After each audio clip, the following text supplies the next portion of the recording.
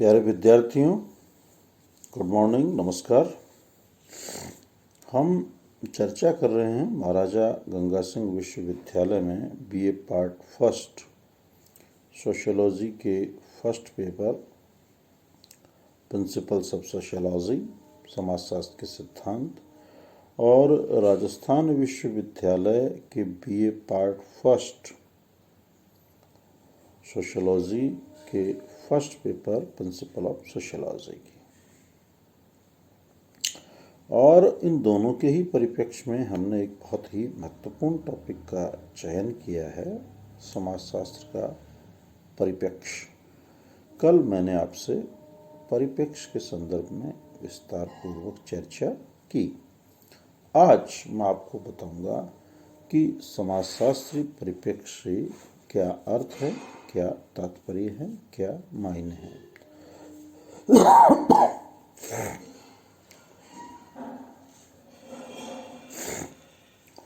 समाजशास्त्रीय परिप्रेक्ष्य के अंतर्गत समाजशास्त्री सामाजिक क्रियाओं, सामाजिक समूहों, सामाजिक संबंधों, संस्थाओं, व्यवहारों, सामाजिक व्यवस्था, अव्यवस्था, परिवर्तन आदि सभी के अध्ययन को सम्मिलित करते हैं। समाजशास्त्रीय परिप्रेक्ष्य में सामाजिक घटनाओं का वैज्ञानिक दृष्टि से अध्ययन किया जाता है, उन्हें कार्य कारण के संदर्भ में देखा जाता है। इस प्रकार से समाजशास्त्रीय परिप्रेक्ष्य की प्रकृति वैज्ञानिक है। समाजशास्त्री किसी भी ऐसी संस्था को अपने अध्ययन के अंतर्गत सम्मिलित कर लेते हैं जो किसी अन्य विषय के अध्ययन क्षेत्र में नहीं आती हो। यदि कोई विषय वस्तु या संस्था महत्वपूर्ण है तथा उसका अध्ययन किसी अन्य शास्त्र के अंतर्गत नहीं किया जाता है तो समाजशास्त्र उसके अध्ययन का दायित्व अपने पे ले लेता है। समाजशास्त्र द्वारा नए नए विषयों या क्षेत्रों को अपने अध्ययन में सम्मिलित करने का मुख्य कारण यह है कि समाजशास्त्री सामाजिक क्रियाओं की व्यवस्थाओं और उनके अंतः संबंधों के अध्ययन से सामान्यतः संबंधित होता है। इसी के फलस्वरूप वह मानव के सामाजिक जीवन के सभी पहलुओं के अध्ययन में रुचि रखता है, चाहे उनका अध्ययन किसी शास्त्र विशेष के अंतर्गत आता हो या नहीं आता हो। समाजशास्त्र अन्य सभी वैज्ञानिक दृष्टिकोणों या परिप्रेक्ष्य के समान इस मान्यता को लेकर चलता है कि प्रकृति में सभी जगह व्यवस्था है, जिसका पता लगाया, वर्णन किया, जिसको समझा जा सकता है। इसी प्रकार समाजशास्त्र मनुष्य के सामाजिक जीवन में व्याप्त व्यवस्था को खोजने तथा वर्णन और व्याख्या करने का प्रयत्न करता है। एलेक एंकल्स ने लिखा है, एलेक एंकल्स की किताब का नाम जरूर याद रखें। एलेक एंकल्स की पुस्तक का नाम पूछा जाता है परीक्षा में, what is sociology. Alex Inkeles ने लिखा है कि समाज में व्यक्ति सैकड़ों हजारों प्रकार की क्रियाएं प्रतिदिन करता है, लेकिन उनसे कोई व्यवस्था उत्पन्न नहीं होती, बल्कि उन क्रियाओं में एक व्यवस्था पाई जाती है। इस व्यवस्था का ही परिणाम है कि प्रत्येक व्यक्ति अपनी क्रियाएं इस प्रकार करता है कि दूसरों के क्रिया करने और लक्ष्यों को प्राप्त करने में बाधा उपस्थित नहीं होती है। यहाँ तक कि प्रत्येक व्यक्ति दूसरों के उद्देश्यों की पूर्ति को सरल बनाता है। समाजशास्त्र का मुख्य ध्यान यह स्पष्ट करने पर रहता है कि ऐसा क्यों होता है। विभिन्न व्यक्तियों की अगणित व्यक्तिगत क्रियाओं में समन्वय से सामाजिक जीवन का प्रवाह कैसे चलता रहता है। समाजों में समय समय पर अव्यवस्था भी देखने को मिलती है।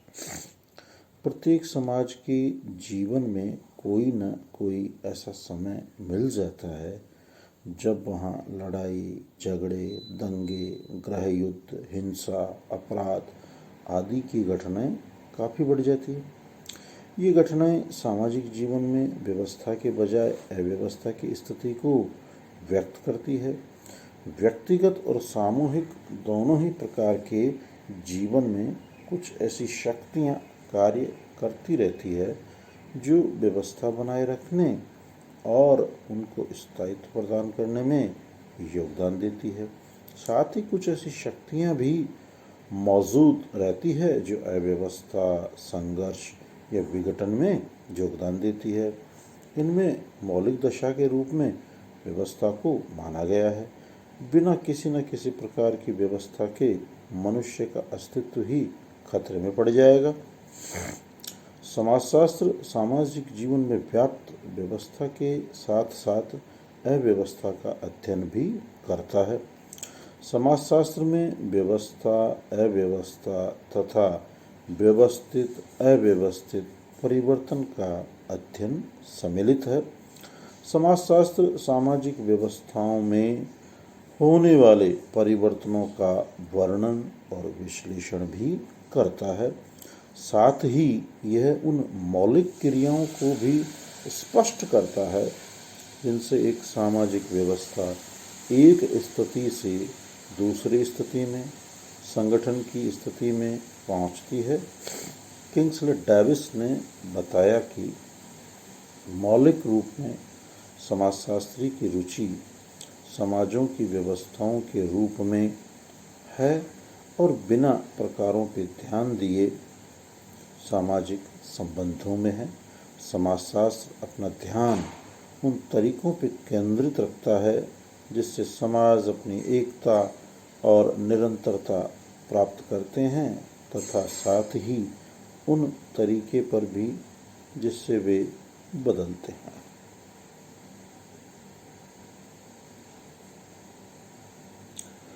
समाजशास्त्रीय परिप्रेक्ष्य को समझने की दृष्टि से अनेक उदाहरण दिए जा सकते हैं, जैसे फुटबॉल का अध्ययन,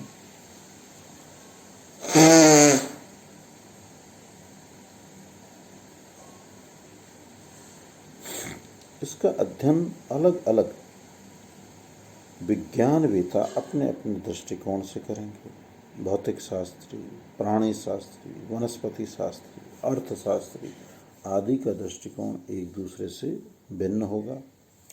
समाजशास्त्र खेल के मैदान में सामाजिक संबंधों की दृष्टि से प्राथमिक समूह, सहयोग, संघर्ष, प्रतिस्पर्धा के दृष्टिकोण से विभिन्न खिलाड़ियों की परिस्थिति, भूमिका के रूप में और समग्र रूप में अलग अलग खिलाड़ियों की क्रियाओं के आधार पर पाई जाने वाली व्यवस्था के रूप में फुटबॉल पर विचार करेगा। यही समाजशास्त्रीय परिप्रेक्ष्य है।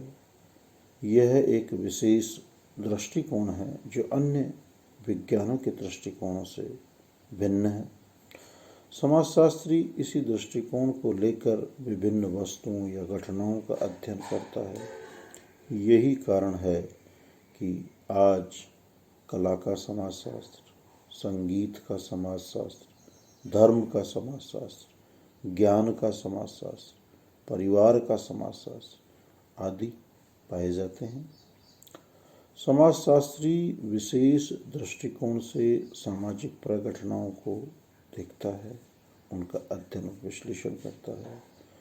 समाजशास्त्रीय परिप्रेक्ष्य में एक और ध्यान सामाजिक संबंधों पर केंद्रित किया जाता है तो दूसरी ओर वह यह देखने का प्रयास भी करता है कि किसी वस्तु या प्रघटना का हमारे सामाजिक जीवन पे क्या प्रभाव पड़ता है।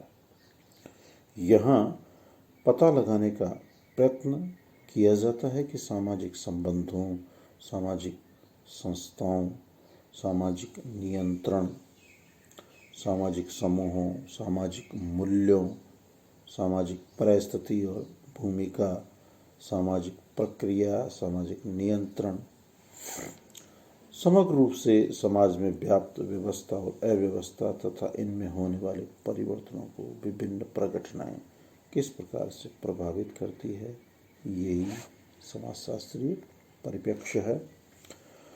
अन्य सामाजिक विज्ञानों के परिप्रेक्ष्य के संदर्भ में उपयुक्त विवेचन में समाजशास्त्रीय परिप्रेक्ष्य स्वतः ही स्पष्ट है। यह परिप्रेक्ष्य राजनीति शास्त्री, अर्थशास्त्री, इतिहासकार, मनोवैज्ञानिक, मानव शास्त्री आदि के परिप्रेक्ष्य से भिन्न है। समाजशास्त्रीय परिप्रेक्ष्य में प्रमुखतः हम उसे दो भागों में बांट सकते हैं। पहला है वैज्ञानिक परिप्रेक्ष्य और दूसरा है मानवतावादी परिप्रेक्ष्य। अब कल हम इसकी विस्तार पूर्वक चर्चा करेंगे कि वैज्ञानिक परिप्रेक्ष्य से क्या मायने हैं, क्या तात्पर्य है, और मानवतावादी परिप्रेक्ष्य से क्या अर्थ है। इसकी हम कल विस्तार पूर्वक चर्चा करेंगे। डियर स्टूडेंट्स, मैं मेरे हर वीडियो के अंत में आपको यही सलाह देता हूँ कि आप इन वीडियोस को, ई कंटेंट्स को, PDF नोट्स को जो महाविद्यालय के द्वारा आपको YouTube या WhatsApp या अन्य साधनों के माध्यम से उपलब्ध करवाए जा रहे हैं, इनका आप गहनता से अवलोकन करें। इन्हें आप ज़्यादा से ज़्यादा लाइक करें, सब्सक्राइब करें। अपनी समस्या जिज्ञासा के संदर्भ में अगर कोई है, कोई बात, कोई शब्द, किसी कथन से आप असहमत भी हो सकते हैं, तो उसके संदर्भ में आप अवश्य कमेंट्स करें और अध्ययन अध्यापन करते रहें, नोट्स बनाते रहें। साथ ही कोरोना का समय है, तो सरकार के द्वारा जो भिन्न भिन्न समयों में भिन्न भिन्न आपको गाइडलाइंस दी जा रही है, इनकी बहुत ही कठोरता से अनुपालना करनी है। अभी कोरोना गया नहीं है, वापस इसका एक तेज़ी से एक बढ़ावा सा और कई जगह हो रहा है। तो आप सुरक्षित रहें, मास्क लगाएं, सामाजिक दूरी और अन्य जो सरकार ने दिशा निर्देश दिए हैं उनकी अनुपालना करें, स्वस्थ रहें, प्रसन्नचित रहें, अध्ययन अध्यापन करते रहें। इन्हीं शुभकामनाओं के साथ सुप्रभात।